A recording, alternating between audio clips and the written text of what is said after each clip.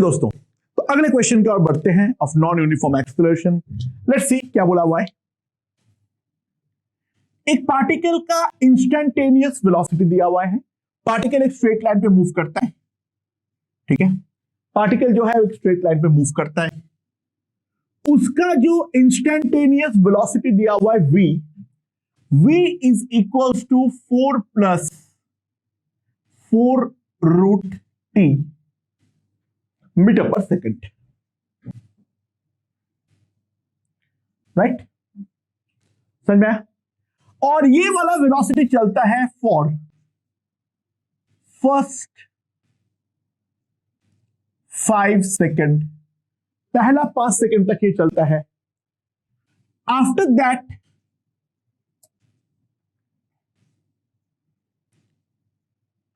velocity becomes constant। velocity जो है वो हमारा कांस्टेंट बन जाता है, ठीक है। समझ में आया? तो पूछा गया है calculate acceleration at t is equals to 4 second, ठीक है, एंड डिस्प्लेसमेंट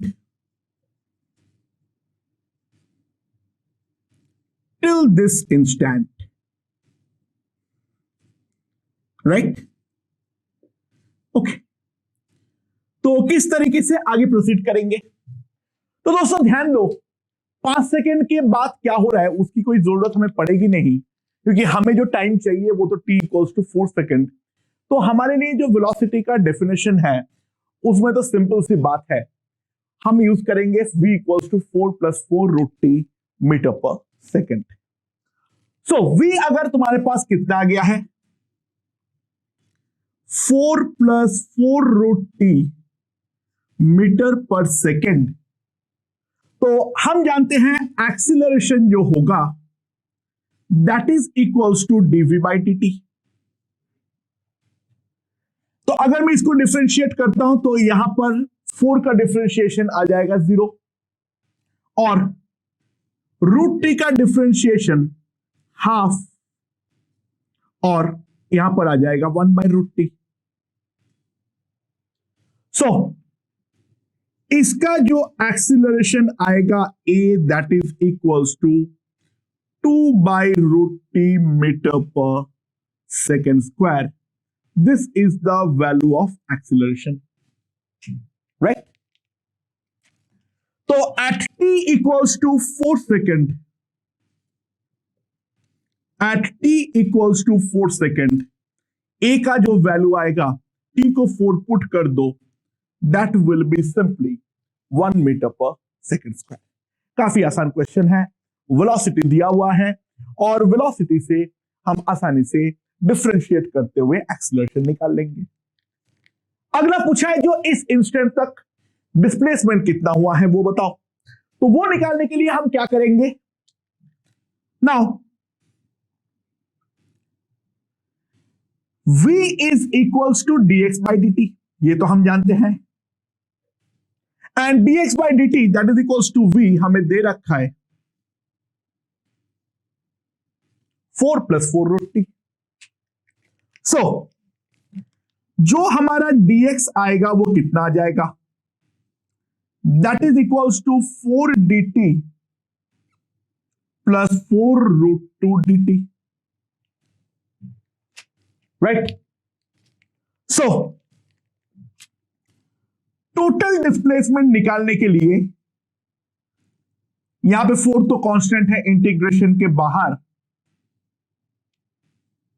और ये हो जाएगा root T D T. Now T equals to 0 पर इनिशियल पोजीशन को हम 0 मान लेते हैं। दोस्तों ध्यान दो, इनिशियल पोजीशन 0 है या नहीं है इस केस में कोई फर्क नहीं पड़ता है, क्योंकि हमें डिस्प्लेसमेंट पूछा है। यानी यहां पर अगर मैं x1 से x2 इंटीग्रेट कर दूं तो आंसर मुझे पूछा गया है x2 माइनस x1, क्योंकि वही हमारा डिस्प्लेसमेंट है, वो हमारा इनिशियल पोजीशन से इंडिपेंडेंट है, राइट। तो इसलिए हम बेटर इंटीग्रेशन ये होती है जो हम लोग नॉर्मल 0 to x से इंटीग्रेट कर ले, बिना मतलब कि दिमाग के दही करने का कोई फायदा तो होने वाला है नहीं। सो इंटीग्रल dx मेरे पास क्या आ जाएगा, x, ये हो जाएगा 40, dt का इंटीग्रेशन सिंपलिटी आएगा। ये क्या है, t to the power 1/2, t to the power 1/2 का इंटीग्रेशन क्या होगा, t to the power 3/2 divided by 3/2, यानी 2/3 ऊपर,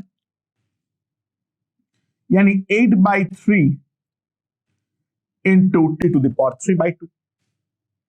और हमें निकालना है at t equals to 4 second, therefore x at t equals to 4 second will be 16. Now 4 to the power 3/2 कितना आ जाएगा मेरे पास, 4 to the power 3/2, पहले 4 का रूट ले लो, that will be 2, उसका क्यूब यानी 8, तो 8 into 8 64, 16 plus 64 by 3, तो 64 plus 48 हमारे पास कितना आ जाएगा, 112/3 meter. So that will give me the total displacement of the particle. तो ये आसानी से हम डिफरेंशिएशन और इंटीग्रेशन करते हुए इस सवाल को सॉल्व कर सकते हैं। अगले क्वेश्चन की ओर बढ़ते हैं, इसमें ज्यादा दिमाग नहीं लगाते हैं। क्या बोला है, ध्यान दो। एक पार्टिकल है, हमारे पास एक पार्टिकल है, उसका जो इंस्टेंटेनियस वेलोसिटी है that is given as alpha minus beta into T square. ये उस पार्टिकल का इंस्टेंटेनियस वेलोसिटी दिया हुआ है, ठीक है, समझ में आया? सो ये पूछा गया है, पहला तो ये है calculate displacement and acceleration as function of time t, ठीक है, पहला तो ये पूछा गया है। और दूसरा पूछा गया है calculate maximum positive displacement, calculate maximum positive displacement. अच्छा एक चीज एज्यूम करना, एज्यूम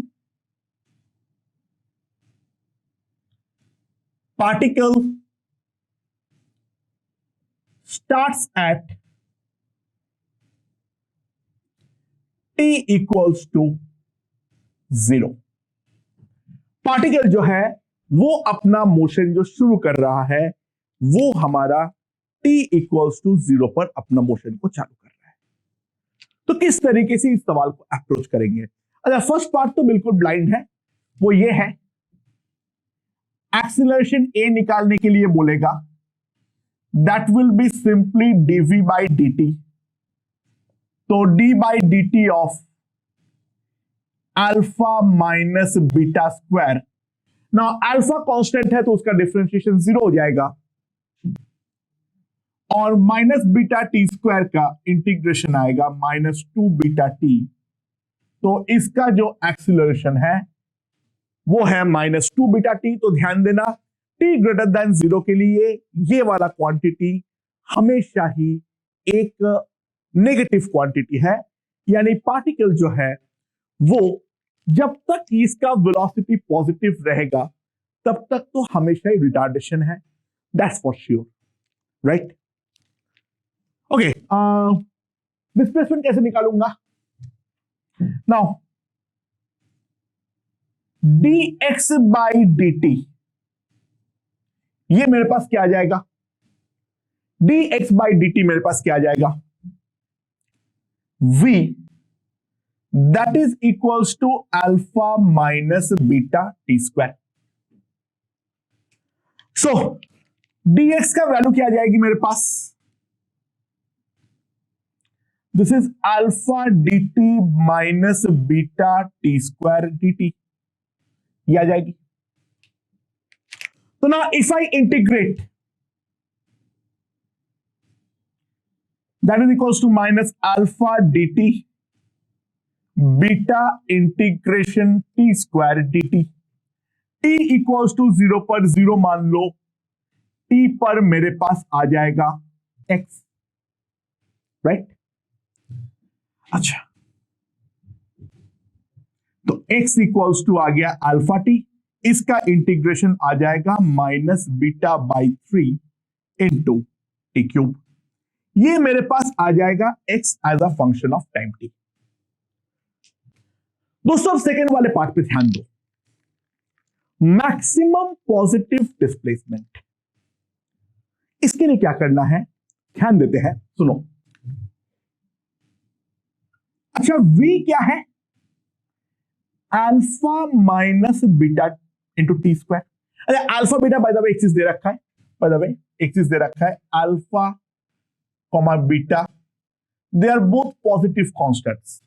अल्फा और बीटा दोनों जो है वो हमारा पॉजिटिव कॉन्स्टेंट्स है, ठीक है।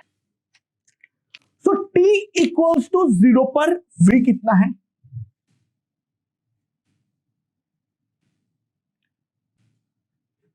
यानी पार्टिकल जो है वो शुरुआत में पॉजिटिव x के अलोंग चलना चालू करेगा, लेकिन जैसे जैसे हमारा t बढ़ेगा वैसे वैसे हम साफ साफ देख सकते हैं जो माइनस बीटा टी स्क्वायर के कारण इसका जो वेलोसिटी है वो हमारी कम होती रहेगी, कम होती रहेगी, कम होती रहेगी।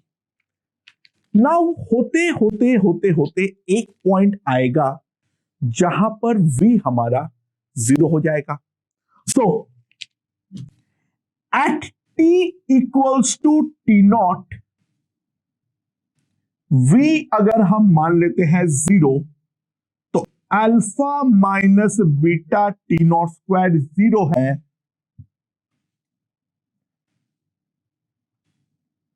टी नॉट का वैल्यू आ जाएगा under root alpha by beta. देखो इस इंस्टेंट के पहले तक v हमेशा पॉजिटिव है, यानी पार्टिकल जो है वो पॉजिटिव x डायरेक्शन के अलोंग मूव करेगा, यानी मूवमेंट को अगर मैं ट्रैक करूं t इक्वल्स टू 0 से चालू करके t equals to root over alpha by beta तक, पार्टिकल जो है वो हमेशा इस डायरेक्शन के अलोंग मूव करेगा, बट t का वैल्यू जैसे t नॉट से बड़ा होगा v का वैल्यू होगा नेगेटिव, यानी पार्टिकल अब यहां से टर्न मारेगा और टर्न मारते हुए ये वापस जो है ओरिजिन की तरफ आना चालू करेगा एंड फाइनली ये नेगेटिव डायरेक्शन में जाता रहेगा, जाता रहेगा, जाता रहेगा। तो ये जो इंस्टेंट है जहां पर वेलोसिटी अपना डायरेक्शन बदल रहा है, ध्यान देना, this is the location of x max, this is the location of maximum value of x। तो x max निकालने के लिए सिंपली हमने जो x निकाले थे उस पे t के जगह पर हम पुट कर देंगे root over alpha by beta, यानी मेरे पास x max का वैल्यू आएगा कितना, ध्यान दो क्या आ जाएगा मुझे, अल्फा इंटू टी नॉट, यानी alpha to the power 3/2 upon root beta minus beta by 3 t naught to the power 3/2, यानी मेरे पास आ जाएगा alpha to the power 3/2 upon beta to the power 3/2। This is gone, this is root beta, so alpha to the power 3/2 root beta minus 1/3 alpha to the power 3/2 by root beta, so it will simply come out to be equals to 2/3 alpha to the power 3/2 upon root beta. That will give me the maximum possible value of x। Positive direction में इससे ज्यादा displacement नहीं होगा। हाँ, negative direction में obvious सी बात है इसका इनफाइनाइट दूरी तक डिस्प्लेसमेंट है, क्योंकि एक बार टर्न ले लेने के बाद v हमारा नेगेटिव में माइनस इंफिनिटी तक जाएगा, यानी पार्टिकल सॉरी लेफ्ट की तरफ चलता रहेगा चलता रहेगा चलता रहेगा। उस चीज का तो डेफिनेटली कोई अंत ही नहीं है। आई होप ये वाला फंडा हमें पूरी तरीके से समझ में आया है। यानी एक्स मैक्स अगर हमें निकालने के लिए बोले हम किस तरीके से निकालेंगे, that concept I hope is perfectly understood. Okay, अब एक बहुत ही ज्यादा इंपॉर्टेंट कॉन्सेप्ट हम डिस्कस करेंगे, वो है कॉन्सेप्ट ऑफ एवरेज वेलोसिटी। ठीक है, बोलोगे सर आपने तो अभी पढ़े हैं। हाँ बिल्कुल पढ़े हैं, लेकिन वहां पर हम लोग जिस तरीके से चीजों को डिफाइन किए थे, ये डेफिनेशन हमें थोड़ा सा उल्टा है। मान लो हमें velocity as a function of t हमें मालूम है, ठीक है, तो हम एवरेज वेलोसिटी किस तरीके से निकालेंगे, लेट्स सी। ध्यान दो, late v is equals to a function of time t, ठीक है, then the time average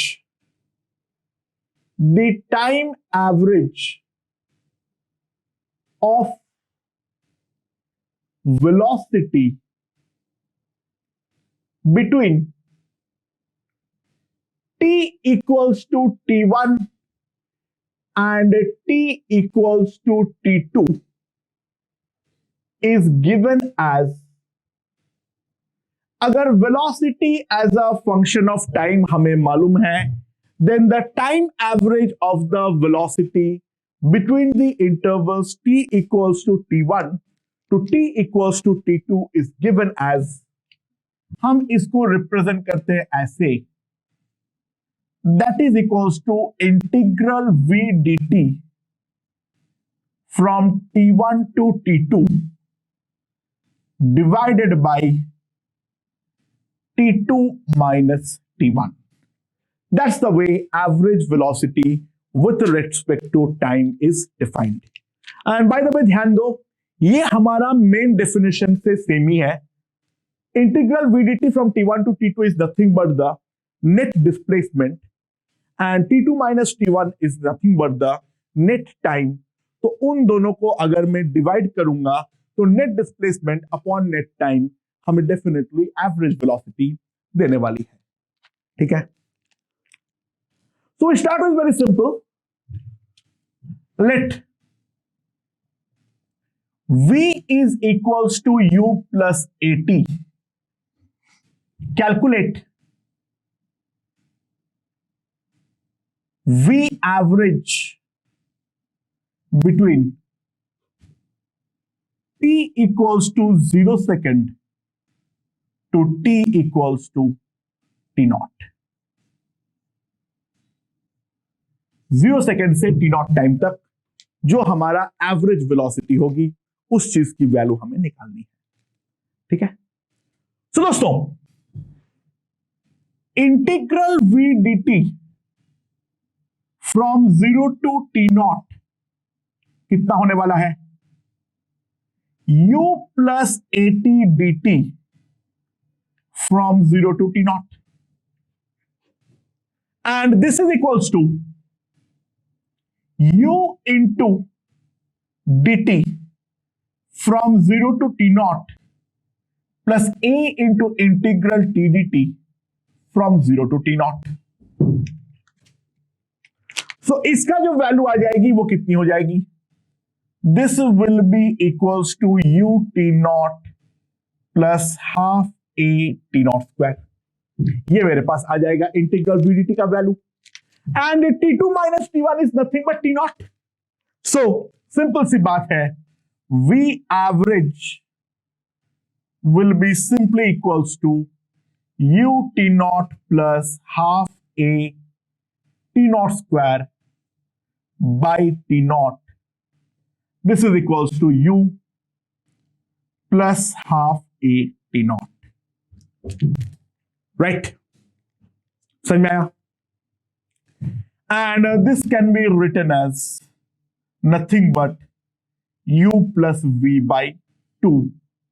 तो हम लोग जो एवरेज वेलोसिटी निकाले थे और उसको टी नॉट से मल्टीप्लाई किए थे, वो अब क्यों सही है, इस पॉइंट से हमें समझ में आया होगा। राइट। अच्छा, और एक दूसरा चीज भी है, और वो क्या है? Let v is equals to function of x, यानी यहां पर वेलोसिटी को हमें जो दे रखा है वो as a function of x दे रखा है। ठीक है, समझ में आया? सो जैसे वहां पे हमने टाइम एवरेज डिफाइन किए, then the space average,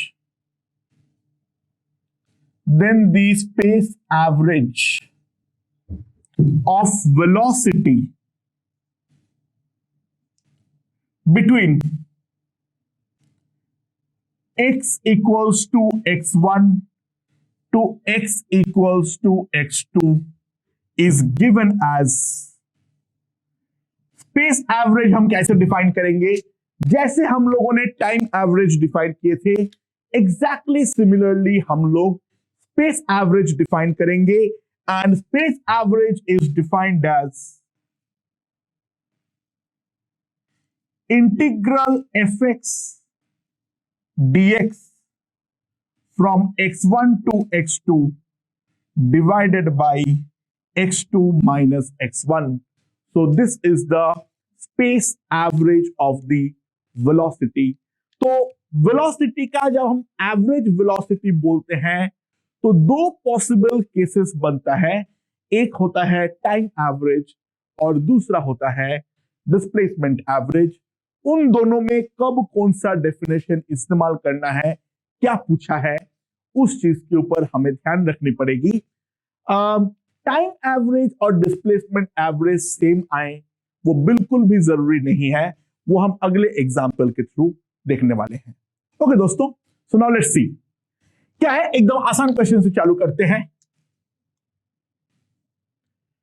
a particle starts from rest, a particle starts from rest at t equals to 0 and x equals to 0। Particle जो है वो रेस्ट से चालू कर रहा है at t equals to 0 and x equals to 0 with constant acceleration, with constant acceleration that is equals to a। okay, it moves for time t equals to t naught। ये time t equals to t naught के लिए चलता है। Calculate velocity average, velocity average and space average of velocity average. Calculate time average and space average of velocity। Interval initial से final के बीच में जो हमारा टाइम एवरेज वेलोसिटी होगी और जो स्पेस एवरेज वेलोसिटी होगी वो हमारी कितनी होने वाली है। ओके दोस्तों, सो दोनों चीज के लिए हमें एक चीज चाहिए और वो है वेलोसिटी एज फंक्शन। ठीक है, as a function of time I hope it's very simple. Initial velocity तो उसका 0 है, so v is nothing but a into T. तो velocity as a function of time निकालना तो हमारे लिए बाएं हाथ का खेल है, और velocity as a function of x हमें चाहिए। तो दोस्तों ध्यान दो, x is equals to half at square और t में लिख सकता हूं v by a। So half A into V by A का होल स्क्वायर। सो मेरे पास जो आ जाएगा that is equals to X equals to V square upon 2a, यानी v equals to root over 2ax। आना भी चाहिए था। सो ये जो 80 है ये है मेरे पास फंक्शन ऑफ टाइम, और ये जो है वो है मेरा फंक्शन ऑफ एक्स। सो पहला पार्ट में अगर हम निकालना चाहते हैं टाइम एवरेज, फर्स्ट पार्ट में अगर हम निकालना चाहते हैं टाइम एवरेज, तो हम किस तरीके से निकालेंगे? ध्यान देना, it will be simply v average equals to integral 80 dt from 0 to t0 divided by total time t0। So a बाहर आ जाएगा, इसका इंटीग्रेशन सिंपली आ जाएगा a t0 square by 2 divided by t0, that is equals to a t0 by 2। और अगर हम ध्यान दें a t0 is nothing but the final velocity, a t0 को एक नाम दे देता हूं v0। So average velocity as expected line पे हमारे पास आया है v0 बाई 2। क्या स्पेस एवरेज भी यही होता है, initial plus final by 2? Let's see. ठीक है, क्या दोनों डेफिनेशन में कोई डिफरेंस है या नहीं है, अब हमें यहां से मालूम पड़ेगा। So now let's try to calculate the space average. Okay, so दोस्तों लेट्स सी क्या है मेरे पास। तो v एवरेज बाय डेफिनेशन क्या आएगा, integral 2ax dx from 0 to x0 by total displacement x0, right. अरे बाय द वे हम फाइनल आंसर को x0 के टर्म्स में नहीं रख सकते हैं, x0 का वैल्यू है हाफ a t0 स्क्वायर, वो हमें पुट करना है। ठीक है, हमें t0 ही दे रखा है केवल और केवल, और a दे रखा है।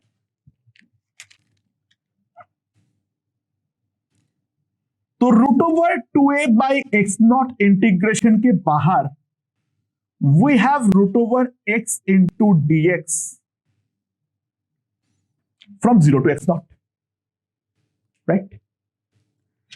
एंड इफ वी सी, इसका अगर मैं इंटीग्रेशन करता हूं तो ये x to the power 1 by 2 है, तो ये हो जाएगा 2 by 3 root over 2a by x0 to the power 3 by 2। ये कितना हो जाएगा, रूट x0। तो मेरे पास कितना आ जाएगा, 2 by 3 into root over 2ax0। So if we compute x0 का वैल्यू कितना है, हाफ a t0 स्क्वायर। सो यहां पर कितना आ जाएगा, हाफ 2 तो गया, तो a स्क्वायर t0 स्क्वायर उसका root a t0। So v average मेरे पास आ जाएगा 2 by 3 into a t0 and that is equals to 2 by 3 into v0। तो दोस्तों साफ साफ चीज है, ध्यान दो, जो displacement average of the velocity है that is completely different from the time average of the velocity. Displacement average ज्यादा है, यानी स्पेस एवरेज ज्यादा है as compare to time average. तो एवरेज वेलोसिटी अगर पूछा गया है, अगर velocity as a function of X या टी दे रखा है, तो हमें हमेशा ध्यान रखना है जो वहां पर क्या हमें टाइम एवरेज पूछा गया है या डिस्प्लेसमेंट एवरेज पूछा गया है। डेफिनेशन में तुम लोगों को बता दिया, इसी डेफिनेशन के से हमें आगे सॉल्व करना पड़ेगा। तो और एक क्वेश्चन देखते हैं इसके थ्रू, लेट्स सी क्या बोला है। एक पार्टिकल है v is equals to alpha root x. ये हमारा दिया हुआ है पार्टिकल का वेलोसिटी और एक्स में रिलेशन। ठीक है, अल्फा जो है वो हमारा एक पॉजिटिव कांस्टेंट है। ठीक है, अच्छा, at t equals to 0 particle was at x equals to 0। तो इनिशियली पार्टिकल जो था वो हमारा x इक्वल्स टू 0 पर था, और x अगर 0 है तो v भी साफ साफ 0 है, यानी पार्टिकल जो है वो इनिशियली रेस्ट से अपना जर्नी को चालू कर रहा है। ठीक है, तो अब यहां पर पूछा गया है जो कैलकुलेट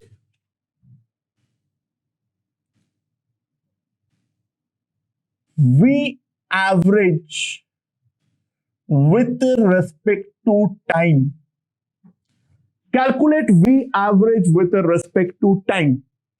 ठीक है, till it covers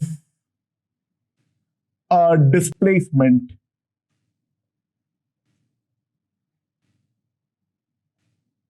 that is equals to s।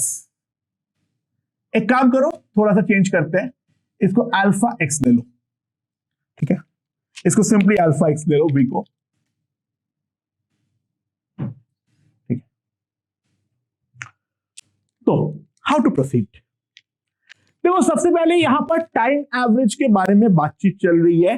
Velocity as a function of x जो है वो हमें मालूम है।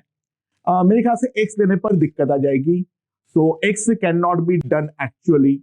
I am showing some issues. एक काम करो, let us take it as x alpha by x. Sorry, मैं डेटा सेट करना भूल गया था। Let us take it as alpha by x. x करने पर दिक्कत हो जाएगी। ठीक है, तो v इक्वल्स टू दे रखा है अल्फा बाई x। अब बाकी हमें ये चीज निकालनी है। ठीक है, ओके, नाउ लेट्स सी। तो सबसे पहले तो हमें फंक्शन ऑफ टाइम लानी है। तो v का वैल्यू में क्या लिख सकता हूं, dx by d t that is equals to alpha by x, right. So x dx equals to alpha D t, मेरे पास ये आ जाएगा। तो दोस्तों, अगर मैं इस चीज को इंटीग्रेट करता हूं, integral x dx is alpha D T का इंटीग्रेशन t0 पे, ये मेरे पास आ जाएगा। सो ना इफ आई इंटीग्रेट, ये सिंपली आ जाएगा मेरे पास X square by 2 equals to alpha T. तो x मेरे पास आ जाएगा root over 2 alpha into root T. Okay, ये हमारे पास आ गया x as a function of time. अच्छा, बाय द वे एक चीज और ध्यान देना, x का वैल्यू अगर s है तो a square by 2 equals to alpha t naught. तो टी नॉट का जो वैल्यू आएगा that will be a square by 2 alpha. T naught का जो वैल्यू आ जाएगी that will be a square by 2 alpha. ठीक है, अच्छा, x as a function of time मुझे मालूम है, लेकिन ये मेरे लिए इंपॉर्टेंट नहीं है। मुझे जो निकालना है वो है velocity as a function of time. ठीक है, अदरवाइज और एक काम भी कर सकते हो, वो ध्यान देना। मुझे टाइम एवरेज पूछा गया है, तो v average with respect to time is nothing but v dt from 0 to t naught by t naught. But integral v dt is nothing but the total displacement. तो मैं सिंपली ऊपर वाला चीज को तो ऐसे लिख सकता हूं, राइट। टाइम एवरेज पूछा है तो वेलोसिटी इंटीग्रल v dt हमें टोटल डिस्प्लेसमेंट देने वाला है, और जो t नॉट का वैल्यू आएगा that will be a square by 2 alpha. So v average will simply come out to be 2 alpha by s, right. V average will simply come out to be equals to 2 alpha upon S। तो कोई भी question अगर हमें दिया हुआ हो, हमें इन्हीं डेफिनेशंस का इस्तेमाल करना पड़ेगा, इसके अलावा और कोई ऑप्शन हमारे पास नहीं होता है। That's the only way out. ठीक है, कहीं पर भी हमें अल्टीमेटली या तो इंटीग्रल वीडीटी करना पड़ेगा, वहां पे velocity as a function of time मालूम होना चाहिए, या तो इंटीग्रल वी डीएक्स करना पड़ेगा, वहां पर velocity as a function of x जो है वो हमें मालूम होना चाहिए। उनके अलावा हमारे पास और कोई भी ऑप्शन नहीं है। आई होप ये समझ में आया होगा, राइट? ओके दोस्तों, तो अगले क्वेश्चन की ओर बढ़ते हैं। क्या बोला है? हमारे पास एक रफ टेबल है। This is a rough table. ठीक है, अच्छा, यहां पर एक ब्लॉक को मैंने x इक्वल्स टू 0 से वेलोसिटी v0 देकर फेंक दिया इस टॉर्च राइट। ये जो टोटल लेंथ है वो है इतना LL। Friction provides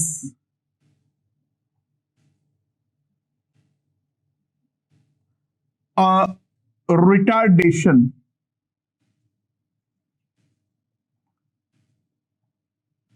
proportional to v।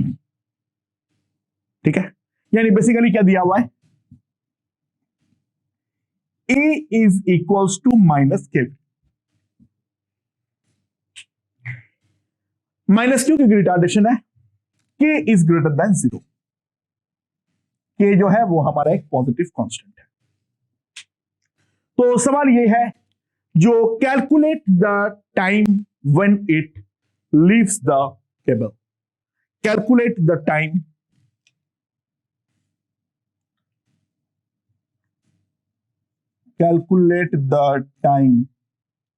when it leaves the table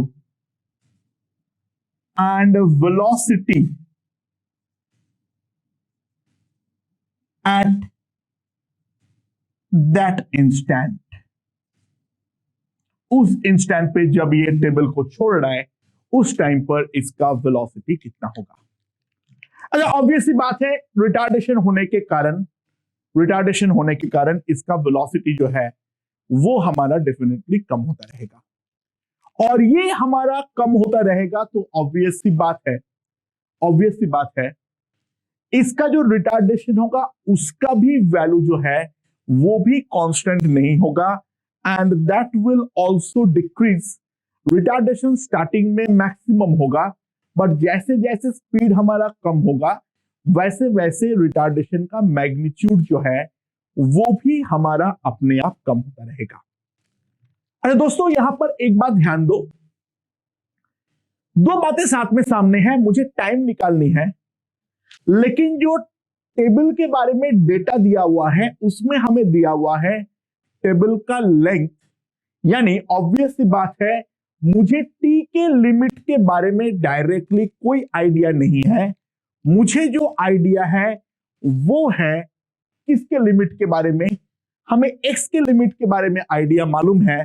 initially x equals to 0 है और finally x equals to l है। तो दोस्तों, सबसे पहला स्टेप तो मुझे ये करना चाहिए, जो मुझे velocity as a function of x तो निकाल लूं, क्योंकि कम से कम इतना तो मुझे मालूम पड़ जाएगा जो वो किस वेलोसिटी से ये वाला टेबल को छोड़ने वाला है।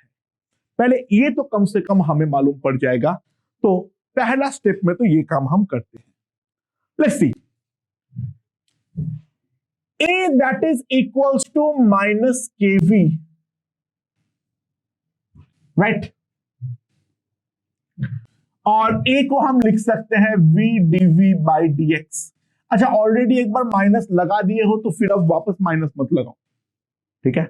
v dv by dx definitely एक नेगेटिव क्वांटिटी है, तो वो माइनस में यहां पे ऑलरेडी लिख रखा हूं, तो यहां पर फिर minus v dv by dx मत लिखो। हाँ, तुम्हें अगर मैग्नीट्यूड में काम करने का मन है तो यहां पर माइनस लगाना, फिर लेकिन केवी का मैग्नीट्यूड यूज करना, दोनों बार माइनस जो है वो अप्लाई मत कर देना, ठीक है। तो v इज कट, तो dv इज इक्वल्स टू आ जाएगा minus k into d x, right. So हमारे पास ये आ जाएगा integral dv is equals to minus k integral dx। Initially x 0 पर ये v नॉट है, x पर v है, तो v is equals to v naught minus के एक्स। ये मेरे पास एक पहला रिलेशन आ गया, v as a function of x मेरे पास आ चुका है। ओके, नाउ अब ध्यान दो, finally x equals to l है। अच्छा, ये एजम्पशन है जो भाई ब्लॉक l तक पहुंचा है, ठीक है। एग्जामिनर के इंटेलिजेंस पे हम सवाल नहीं उठाएंगे, ब्लॉक पहुंचा है तब ये सवाल पूछा गया है। हाँ, वो कंडीशन भी होगा, बट वो एज्यूम करना वो कंडीशन सेटिस्फाइड है। तो finally x equals to l, तो v का वैल्यू आ जाएगा v naught minus k l. v का वैल्यू आ जाएगा v naught minus k l. I hope this one is understood. तो फाइनली जब वो टेबल छोड़ेगा उस टाइम पे वेलोसिटी कितनी होंगी वो हमने काफी आसानी से निकाल दिए हैं। a को v dv बाई dx इस्तेमाल करने का मेन पर्पस ही हमारा ये था, हमें x के लिमिट के बारे में आइडिया है, लेकिन t के लिमिट के बारे में हमारे पास किसी भी प्रकार का कोई आइडिया नहीं है। तो ऑब्वियस सी बात है, हम पहले a को v dv बाई dx ही लिखने वाले हैं। ओके, नाउ अगला दूसरा अगर हम ध्यान दें, v हम लिख देंगे v नॉट माइनस के x, but v is nothing but dx by dt। अच्छा, ऑब्वियस सी बात है dx बाई dt पॉजिटिव है, क्योंकि जैसे जैसे t बढ़ेगा वैसे वैसे हमारा x बढ़ेगा। कभी भी हम ऐसे लिखते हैं, साइन ऑफ द डिफरेंशियल पे बहुत ज्यादा ध्यान से ध्यान देना बेटा, ठीक है, वरना पक्के से गड़बड़ हो जाएगी। सो dx by v naught minus के x is equals to dt, right? So now if I integrate dx by v naught minus kx, now t equals to 0 पर x 0 है, and that t is equals to L. सो क्या आएगा मेरे पास, ये वाला integration क्या होगा, यहां पर integral dx by a plus bx होता है 1 by b ln a plus bx, b की तरह यहां पर काम कर रहा है माइनस k, तो minus k into ln v naught minus के X from 0 to l, that is equal to t। सो मेरे पास क्या आ जाएगा, t is equals to minus 1 by k ln v naught minus k l by v naught। तो minus को अगर मैं अंदर डाल दूं 1 by k ln, माइनस 1 को अंदर डाल दूंगा तो ln के अंदर भी इनवर्स हो जाएगा। तो फाइनली जिस टाइम पे ये टेबल के एंड तक पहुंच जाएगा, that time is given as t equals to 1 by k ln v naught divided by v naught minus k l। Okay, तो अगला क्वेश्चन देखते हैं क्या बोला है।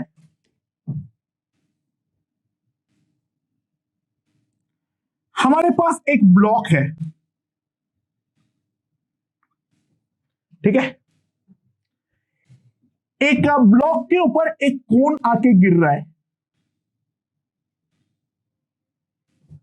इस ब्लॉक के ऊपर एक कोन आके गिर रहा है, और इनिशियली जब कोन जस्ट इसको टच कर रहा है, उसका वेलोसिटी है v0। यहां पर x इक्वल्स टू 0 है और x इस डायरेक्शन में मेजर्ड है, ठीक है। अच्छा, ये बोला हुआ है the acceleration of cone after impact, the acceleration of cone after impact is equals to g minus c into x square, जहां पे c हमारा एक पॉजिटिव कांस्टेंट है, xm is the maximum penetration depth, then find the value of c। अच्छा, यहां पर अक्सर जो गलती लोग करते हैं, मैक्सिमम पेनिट्रेशन डेप्थ में a को 0 कर देते हैं। ऑब्वियसली गलत है दोस्तों। a स्टार्टिंग में पॉजिटिव है, जैसे जैसे हमारा x बढ़ेगा वैसे वैसे एक्सीलरेशन कम होगा, but still it's an acceleration. एक पॉइंट जहां पर एक्स स्क्वायर का वैल्यू g बाई सी हो जाएगा, यानी रूट ओवर g बाई सी हो गया x का वैल्यू, वहां पर एक्सीलरेशन जस्ट 0 है, यानी वहां पर अपना वेलोसिटी जो है वो दोस्तों ध्यान देना मैक्सिमाइज्ड है, ठीक है, समझ में आया। उसके बाद वो और अंदर जाएगा, x का वैल्यू और बढ़ेगा, तो उसके बाद रिटार्डेशन होनी चालू होगी, और अब हमारा स्पीड कम होता जाएगा, होते होते होते होते एट मैक्स जहां पे जाके रुकेगा, वहां पर वेलोसिटी हमारी वापस 0 होने वाली है। सो at x equals to xm, a is not equals to 0, but v is equals to 0, right? अच्छा, a में क्या लिख सकता हूं? ऑब्वियसली a मुझे मालूम है in terms of x, so a can be written as v dv by dx, right तो मेरे पास क्या आ जाएगा, v dv is equals to g dx minus c into x square dx। और अब ध्यान देना, इसका जो इंटीग्रेशन होना चाहिए वो इंटीग्रेशन हमारे 0 के साथ इक्वेटेड होना चाहिए। मतलब मैं क्या बोल रहा हूं, integral v dv, I have to integrate it from 0 to 0, v0 to 0, कि फाइनल वेलोसिटी जो है वो हमारा 0 है, राइट? समझ में आया? And that must be equals to g integral dx 0 to xm minus c x square dx from 0 to xm। सो मेरे पास क्या आ जाएगा, minus v naught plus g equals to g x m minus c by 3 x m cube, ये मेरे पास आ जाएगा, राइट? आई होप ये वाला पॉइंट हमें समझ में आया होगा यहां से।